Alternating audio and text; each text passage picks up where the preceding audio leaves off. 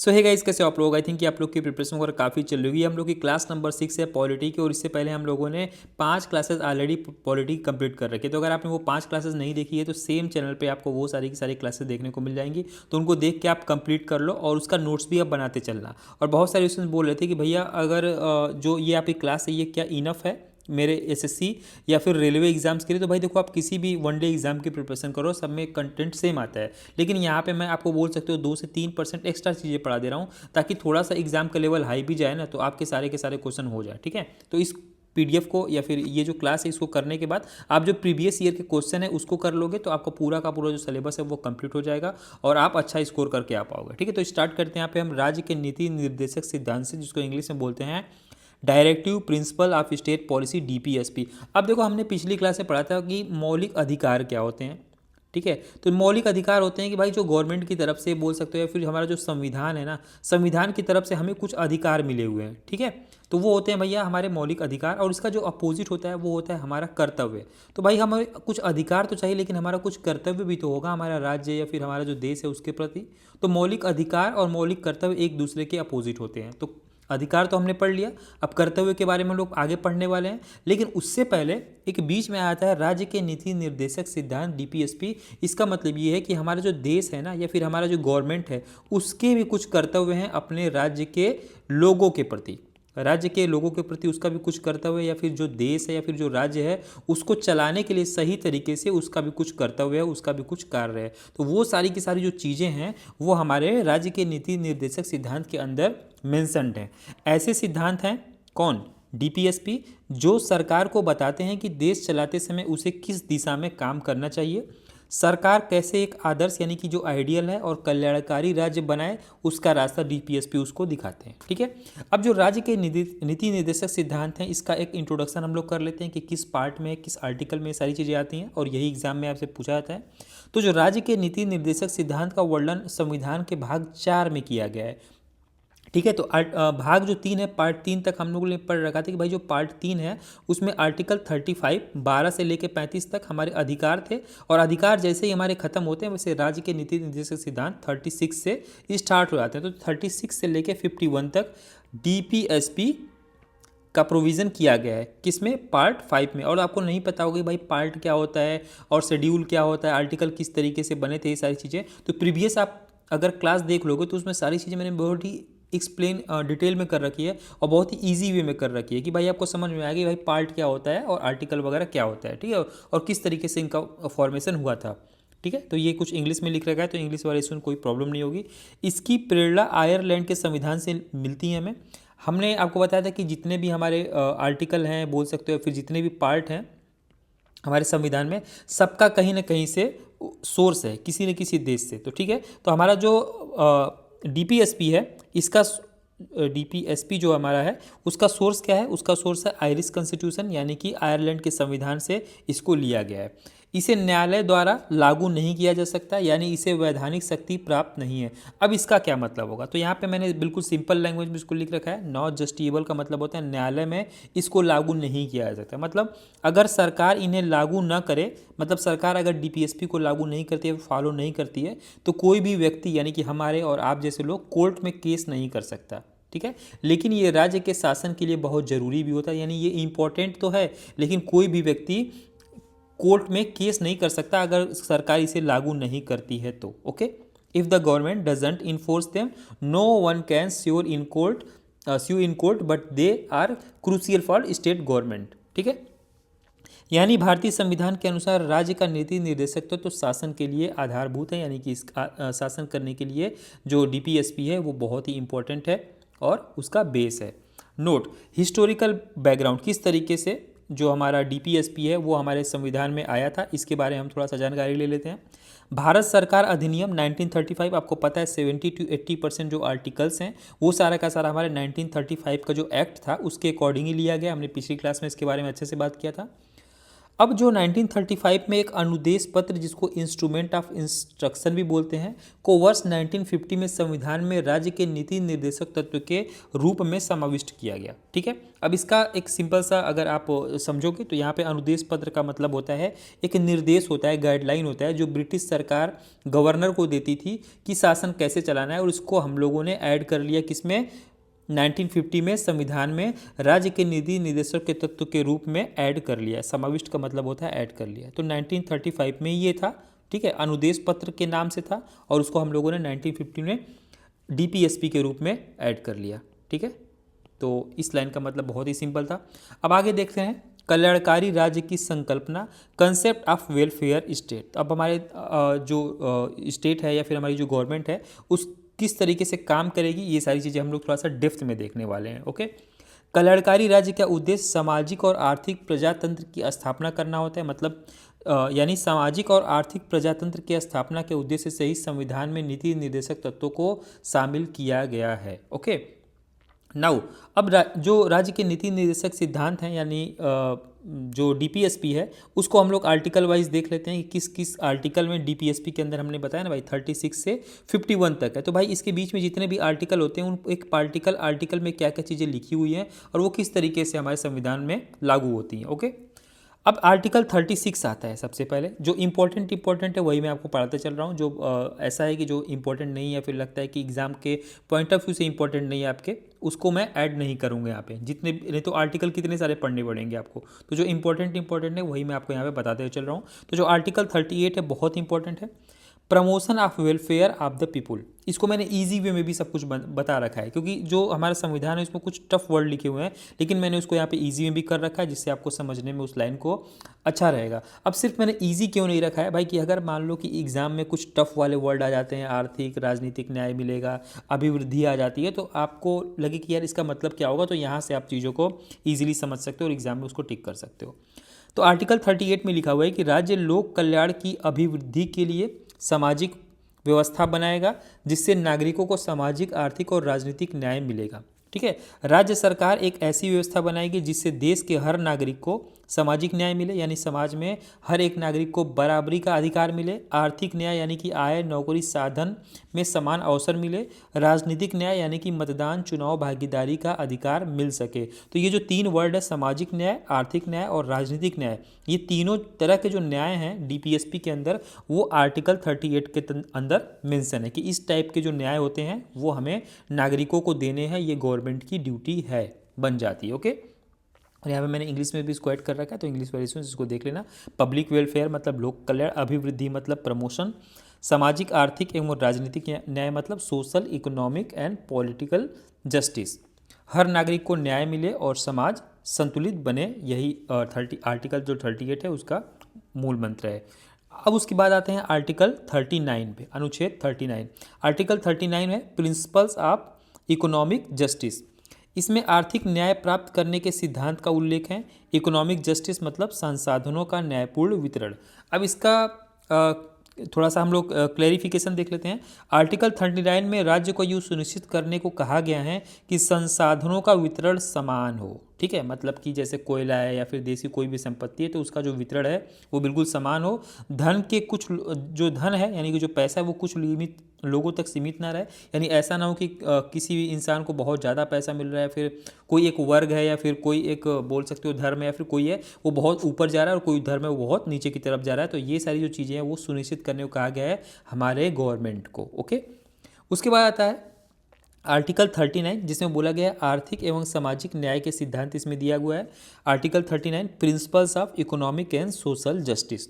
अब आर्टिकल 39 के अंदर ही आर्टिकल 39 ए बी सी इस तरीके से हैं, तो इसमें जो इंपॉर्टेंट है उसको हम लोग देख लेते हैं। आर्टिकल 39 ए बहुत ज़्यादा इंपॉर्टेंट है। क्यों इंपॉर्टेंट है? इसमें पुरुष और स्त्री सभी नागरिकों को जीविका के पर्याप्त साधन प्राप्त करने का अधिकार हो। ठीक है, यानी कि मेल या फिर फीमेल दोनों के लिए ना जो जीविका के पर्याप्त साधन है यानी कि लाइवलीहुड जो होता है वो दोनों के लिए सेम करने को कहा गया है गवर्नमेंट को। ठीक है, तो ये चीज़ बहुत इंपॉर्टेंट 39 ए में ये चीज़ लिखा हुआ है। और 39 जो घ है ना ये उससे भी ज़्यादा इंपॉर्टेंट है। अब ये क्यों इंपॉर्टेंट है, ये एग्जाम में बहुत बार पूछा भी है।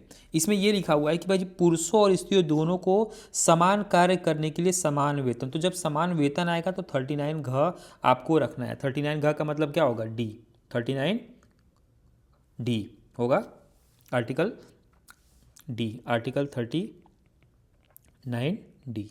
ठीक है, तो इसमें लिखा हुआ है कि समान वेतन मिलेगा पुरुष और स्त्रियों दोनों को। ओके, आर्टिकल 39 च, इसमें लिखा हुआ है कि भाई बालकों को स्वतंत्र और गरिमामय वातावरण में स्वस्थ विकास के अवसर और सुविधा दी जाए और बालकों तथा अल्पव्यय, अल्पव्यय मतलब कि अभी आपको बताता हूँ, व्यक्तियों को शोषण से तथा नैतिक और आर्थिक परित्याग से रक्षा की जाए। अब इतने जो टफ टफ वर्ड हैं इसको मैंने यहाँ पे बिल्कुल सिंप्लीफाई कर रखा है कि राज्य को बच्चों को सुरक्षित, सम्मानजनक और स्वस्थ जीवन देना चाहिए और उन्हें हर प्रकार के शोषण से बचाना चाहिए। ठीक है, ये किस में है, आर्टिकल 39 च में। अब ये आर्टिकल 39 च क्यों है इंपॉर्टेंट, क्यों है, क्योंकि ये जो है ये 42वें संविधान संशोधन द्वारा जोड़ा गया था। तो ये एग्जाम में आपसे पूछ सकता है, कुछ इसी तरीके से एग्जाम पूछ रहा है कि जो 39 च है ना, ये किस संविधान संशोधन में जोड़ा गया था। तो ये 42 संविधान संशोधन में जोड़ा गया था और 42 संविधान संशोधन कब हुआ था, 1976 में हुआ था। और 44 वाला संविधान संशोधन कब हुआ था, 1978 में हुआ था। तो ये दोनों काफ़ी अच्छे से आप याद रखना, इन दोनों के बीच में 2 का गैप और इन दोनों जो ईयर है इनके बीच में भी 2 का गैप है। ओके, नाउ अन्य महत्वपूर्ण नीति निर्देशक सिद्धांत। अब कुछ और भी नीति निर्देशक सिद्धांत हैं, इंपॉर्टेंट हैं, डीपीएसपी, जिसके बारे में हम लोग जान लेते हैं। आर्टिकल 40, आर्टिकल 40 भी इंपॉर्टेंट है क्योंकि इसमें लिखा हुआ है ग्राम पंचायतों के संगठन के बारे में।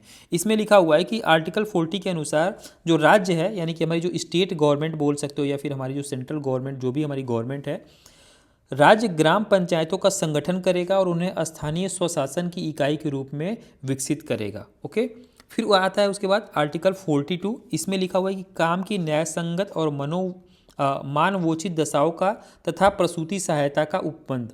अब देखो, ये मनोवोचित दशाओं और प्रसूति सहायता का उपबंध मतलब क्या है, तो यहाँ पे मैंने क्लियरिफाई कर रखा है कि राज्य सरकार का कर्तव्य है कि वह काम करने वालों को न्याय संगत, मनोवाचित मतलब इंसान की गरिमा और सम्मान के अनुसार काम करने की परिस्थितियां देगा और साथ साथ जो गर्भवती महिलाएं हैं उनको प्रसूति सहायता यानी मैटरनिटी बेनिफिट भी उनको प्रदान करेगा। तो ये सारा का सारा आप देख रहे हो जो हमारा गवर्नमेंट है उसके कर्तव्य होते हैं। तो अब कितने गवर्नमेंट फॉलो करती है ये आप तो सोच सकते हो।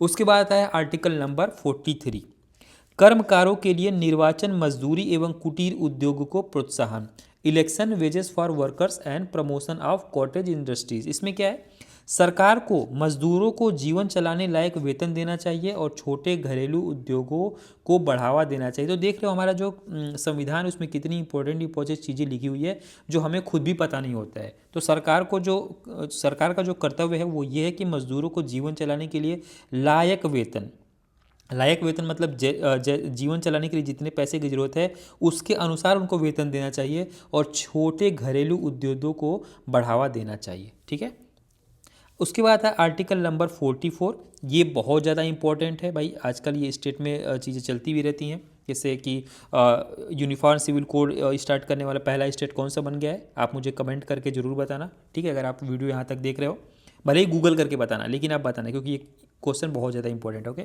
नागरिकों के लिए एक समान सिविल संहिता। अब सिविल संहिता क्या होता है, तो सिविल संहिता को इंग्लिश में बोलते हैं यूनिफॉर्म सिविल कोड, आपने सुना भी होगा यूसीसी। इसका मतलब होता है कि हर धर्म के लोगों के लिए शादी, तलाक और विरासत से जुड़े कानून एक जैसे हों। यानी किसी भी धर्म के लिए ना अलग अलग तलाक, शादी और विरासत, यानी कि कोई किसी अपने बच्चे को या फिर किसी के नाम अपनी जो संपत्ति है वो करता है, तो वो जो रूल्स रेगुलेशन है कि इसको संपत्ति मिलनी चाहिए, सारी चीज़ें उससे जुड़े जो रूल्स हैं या फिर कानून हैं वो एक जैसे हों, धर्म के आधार पर डिफ्रेंशिएट नहीं करना चाहिए। ओके, और बाकी मैंने बोला वो कमेंट करके आप मुझे बताना। आर्टिकल 46 आता है। 46 में अनुसूचित जाति यानी कि जो SC हैं, ST हैं या फिर वीकर सेक्शन है, वेलफेयर है, अनुसूचित जनजातियों और अन्य दुर्बल वर्गों के शिक्षा और अर्थ संबंधी हितों की अभिवृद्धि यानी उनको आगे बढ़ाना है। यानी हमारा जो गवर्नमेंट है उसका ये काम है कि जो भी ये सेक्शन है इनको आगे बढ़ाना है। ओके, उनका ये स्पेशल ड्यूटी है। उसके बाद है आर्टिकल नंबर 48A। 48A भी बहुत इंपॉर्टेंट है क्योंकि 48A में पर्यावरण का संरक्षण तथा संवर्धन और वन एवं वन्य जीवों की रक्षा करना, ये सारा का सारा जो कर्तव्य है ये भी किसका है, ये भी हमारा जो गवर्नमेंट है उसका ये सारा सारा कर्तव्य हमें 48A में देखने को मिलता है। फिर आता है 49, आर्टिकल नंबर 49, इसमें है राष्ट्रीय महत्व के स्मारकों, स्थानों व वस्तुओं का संरक्षण करना, यानी कि जो हमारे स्मारक हैं जो राष्ट्रीय महत्व के, यानी कि बोल सकते हो नेशनल इंपॉर्टेंस के जितने भी मोनूमेंट्स वगैरह उसका संरक्षण करना भी हमारा जो गवर्नमेंट है उसका काम है, और ये हमारा आता है आर्टिकल 49 के अंदर। उसके बाद आता है आर्टिकल नंबर 50, ठीक है, कार्यपालिका एवं न्यायपालिका का पृथक्करण, ठीक है। अब ये बड़ा इंपॉर्टेंट हो जाता है 50 नंबर पे। 50 से आप समझ सकते हो बिल्कुल बीच वाला है, तो बीच वाला का मतलब इसको अलग करना, इसको अलग करना, तो इस ट्रिक से आप इस चीज़ को चाहो तो याद कर सकते हो, यानी कि जो हमारी जुडिशरी है और एग्जीक्यूटिव है इनको अलग करना। अब इनको अलग करने की ज़रूरत क्या है, ताकि जो न्याय है वो लोगों को बिल्कुल सही तरीके से मिल सके, ठीक है। दोनों एक साथ हो जाएंगी, यानी कि जो न्यायपालिका और कार्यपालिका है एक साथ अगर हो जाएंगी, या फिर बोल सकते हो तो चीज़ें जो है ना वो पार्शियलिटी होने लगेंगी, ठीक है, यानी न्याय सही तरीके से लोगों को नहीं मिल पाएगा।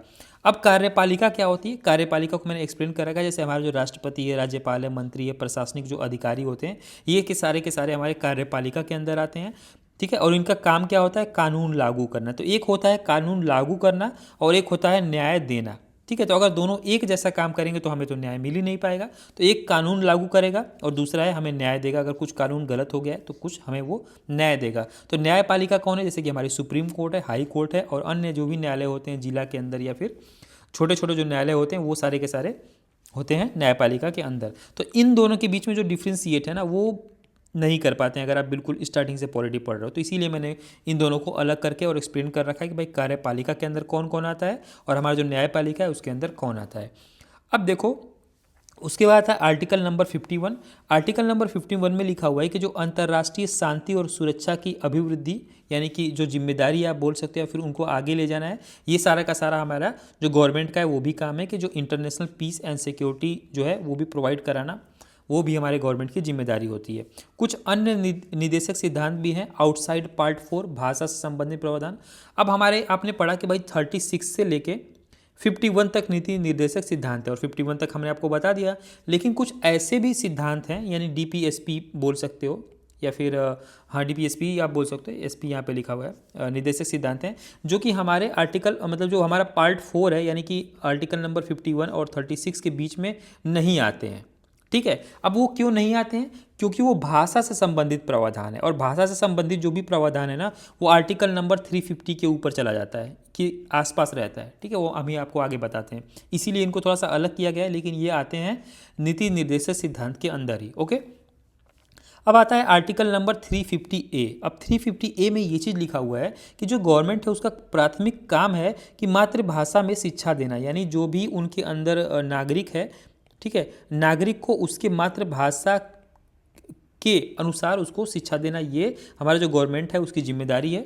आर्टिकल 351 में लिखा हुआ है हिंदी को प्रोत्साहन देना है। तो ये जो दोनों हैं ये दोनों बहुत ज़्यादा इंपॉर्टेंट हैं और ये हमारे DPSP के अंदर ही आते हैं, लेकिन वो DPSP के अलग हैं। आर्टिकल जो 51 है और आर्टिकल जो 36 है इसके बीच में ये नहीं आते हैं, और नहीं आने का रीज़न क्योंकि ये भाषा से संबंधित प्रावधान होते हैं। उसके बाद है कुछ विचारक थे, जैसे कि कुछ कोर्ट हैं जो आपने पढ़े होगा, उन्होंने कुछ ये बोला था इसके बारे में, संविधान की उस लाइन के बारे में उन्होंने कुछ ये बोला था। तो कुछ एक यहाँ पे आप देखोगे कन्हैया T शाह हैं, इन्होंने DPSP के बारे में कुछ लाइन बोली थी, ठीक है। और क्या लाइन बोली थी वो बहुत इंपॉर्टेंट है। राज्य का जो नीति निर्देशक तत्व एक ऐसा चेक है जो बैंक की सुविधा अनुसार अदा की जाएगी।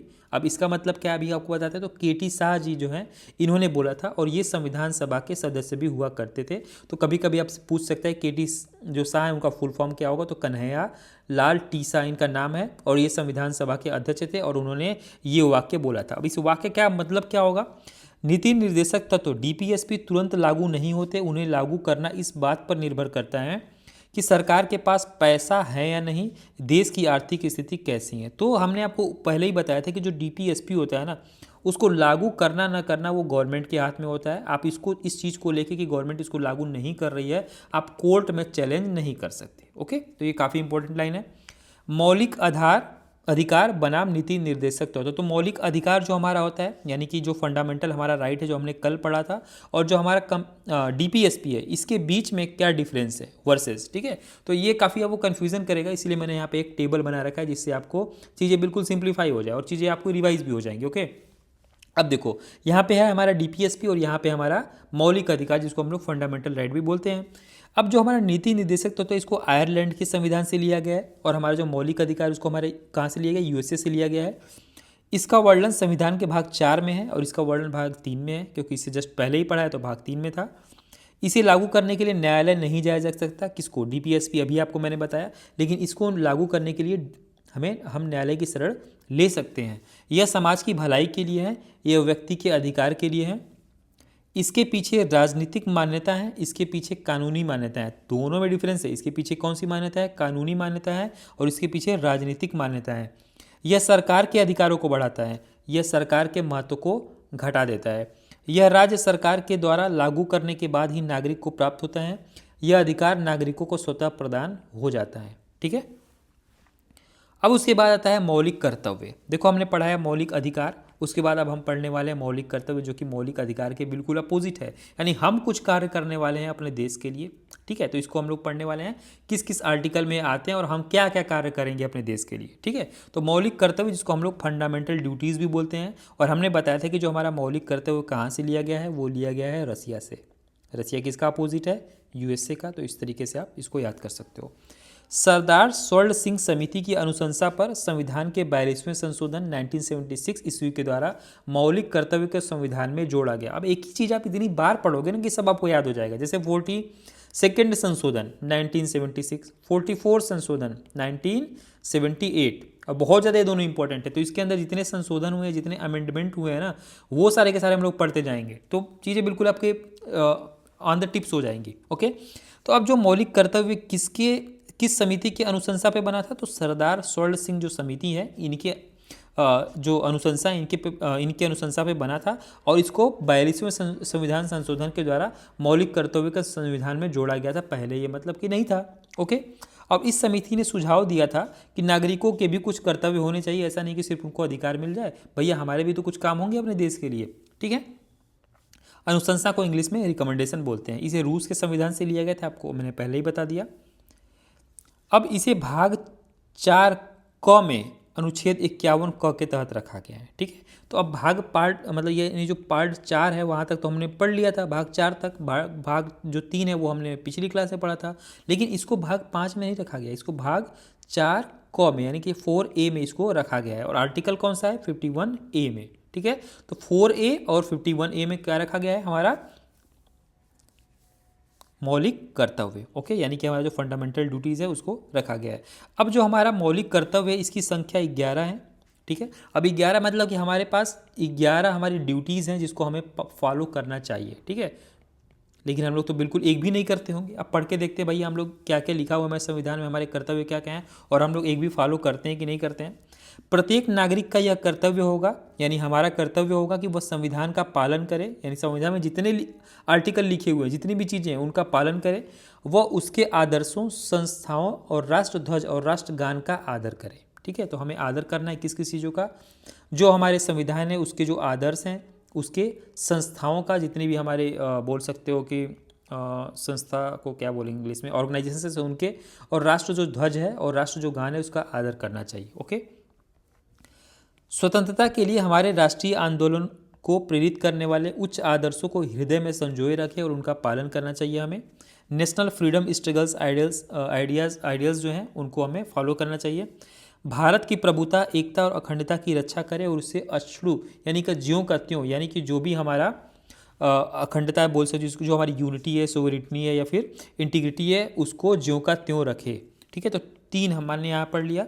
अब उसके बाद आता है चौथा नंबर, देश की रक्षा करें। अब देश की रक्षा करना कैसे है वो हम आगे पीछे भी पढ़े थे और आगे भी पढ़ेंगे कि देश की रक्षा कैसे कैसे की जा सकती है। ओके, भारत के सभी लोगों में समरसता यानी आपसी मेल मिलाप रखे और समान भ्रातृत्व मतलब भाईचारे की जो भावना है उसका निर्माण करता रहे, ठीक है। तो ये सब के सब हमारे कर्तव्य हैं, हमारी ड्यूटीज़ है, ये सब करना चाहिए, लेकिन कभी हम लोग करते नहीं हैं।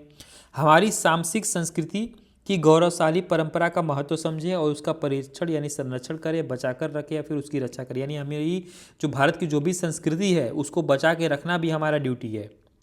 ठीक है, तो कोई भी हमारा जो संस्कृति है उसको मतलब उसको तोड़ रहा है, खराब कर रहा है, तो हम उसको रोक सकते हैं क्योंकि ये हमारी ड्यूटी और ये हमारे संविधान में लिखा हुआ है। लेकिन हो सकता है कि हम लोग कूटे भी जाएँ चीज़ करते हुए, तो वो बात की बात है। उसके बाद आता है 7वें नंबर का प्राकृतिक पर्यावरण की रक्षा और उसका संवर्धन करना। यानी जो हमारा इन्वायरमेंट है उसका प्रोटेक्शन करना सिर्फ गवर्नमेंट का नहीं, हमारा भी ड्यूटी है। ओके, तो ये चीज़ ध्यान में रखना। वैज्ञानिक दृष्टिकोण और ज्ञानार्जन की भावना का विकास करें। साइंटिफिक टेम्पर, इसका मतलब ये है कि अंधविश्वास छोड़कर तर्क और विज्ञान के आधार पर सोचना और सीखते रहना चाहिए। ओके। सार्वजनिक संपत्ति को सुरक्षित रखना। व्यक्तिगत एवं सामूहिक गतिविधियों के सभी क्षेत्रों में उत्कर्ष की ओर बढ़ने का सतत प्रयास करना। स्ट्राइव फॉर एक्सीलेंस, यानी कि हमेशा अच्छे की तरफ बढ़ते रहना। ओके। माता पिता, अब यहाँ पे एक और है 11वें नंबर का, ये माता पिता का है कि माता पिता का ये कर्तव्य होना चाहिए कि उनका जो बेटा है 6 से 14 वर्ष तक के बच्चों हेतु प्राथमिक शिक्षा प्रदान करना, ये पेरेंट्स का ड्यूटी है। ठीक है, कि अपने जो बच्चे हैं 6 से 14 वर्ष तक के अगर बीच के हैं तो उनको प्राथमिक शिक्षा यानी जो बेसिक स्टडी है वो उनको प्रोवाइड कराए, बेसिक एजुकेशन। और ये 86 अमेंडमेंट में, जो कब हुआ था, 2002 में हुआ था शायद। ठीक है, उस टाइम पे 86 अमेंडमेंट हुआ था, राइट टू एजुकेशन लिंकेज, ये मैंने पिछली क्लास में बता रखा है। एग्जाम नोट कुछ हम लोग देख लेते हैं यहाँ पे। एडेड बाई 42 अमेंडमेंट 1976, ये ऐड हुआ था, 51A में ऐड हुआ था। नेचर एंड नॉन जस्टिएबल, यानी कोर्ट में इसको एनफोर्स नहीं किया जा सकता, किसको, DPSP को। ठीक है, तो ये हम लोग की क्लास थी यहाँ तक, DPSP तक। और उसके बाद नेक्स्ट क्लास में हम लोग संघीय कार्यपालिका यानी यूनियन एग्जीक्यूटिव पढ़ने वाले हैं। ठीक है, और एक चीज़ और कि भाई आप मुझे क्लास करने के बाद ना, अगर आप बिल्कुल लास्ट तक देख रहे हो, हम लोग की क्लास 6 है, तो कमेंट करके ज़रूर बताओ कि आपको क्लास कैसी लग रही है। ठीक है, सिर्फ मैं ऐसे फ़न में नहीं बोल रहा हूँ, ठीक है, क्लास एंड करने के लिए। आप मुझे बताओ कि क्लास कैसी लग रही है, क्योंकि क्लासेस यहाँ पे स्टार्ट हुई है ना, तो अगर आप मुझे बताओगे, आप मुझे रिव्यू दोगे, जो चीज़ ऐड करने से बहुत सारे इसने बोला कि भैया जो ब्लैक वाला स्क्रीन है, जो बैकग्राउंड है, वो अगर आप हटा के वाइट वाला ही रखो तो वो ज़्यादा अच्छा है, क्योंकि उससे देखने में अच्छा होता है। तो वो सारी चीज़ें मैंने कर दी है। ठीक है, और क्लास को मैं जितना चाहे उतना, जितना हो सकता है उतना इंटरेस्टिंग बताते हुए चल रहा हूँ, क्योंकि मैं ज़्यादा इंटरेस्टिंग इसलिए नहीं बना रहा हूँ, ज़्यादा स्टोरी इसलिए नहीं बना रहा हूँ, अदरवाइज़ क्लास बहुत लंबी हो जाएगी और ज़्यादा आपको फैक्ट या फिर ज़्यादा आपको कंटेंट नहीं मिल पाएगा। तो कमेंट करके बताओ। बाकी जो टेलीग्राम है उसका लिंक आपको कमेंट बॉक्स में मिल जाएगा, कमेंट में। और आपका कोई भी डाउट या फिर क्वेरी हो तो आप मुझे कमेंट बॉक्स में ही ड्रॉप कर देना, उसका रिप्लाई मैं ज़रूर देता हूँ। और इस चैनल को यार अगर आप नए हो तो सब्सक्राइब कर लो, उससे मोटिवेशन मिलेगा नई क्लासेस बनाने में। एक क्लास बनाने में मुझे 4 से 5 घंटे तो लग जाते हैं, नोट्स बनाना, इंग्लिश में सब कुछ करना और पढ़ाना और रिकॉर्ड करना, फिर रिकॉर्ड करने के बाद अपलोड करना, थंबनेल बनाना, सब कुछ अकेले ही करता हूँ। चलो मिलते हैं नेक्स्ट वीडियो में। और हाँ, अगर कोई स्टूडेंट्स, मतलब कोई भाई आपका दोस्त पढ़ रहा है तो उसको आप ये क्लास शेयर भी कर सकते हो। ओके, जय हिंद, टेक केयर।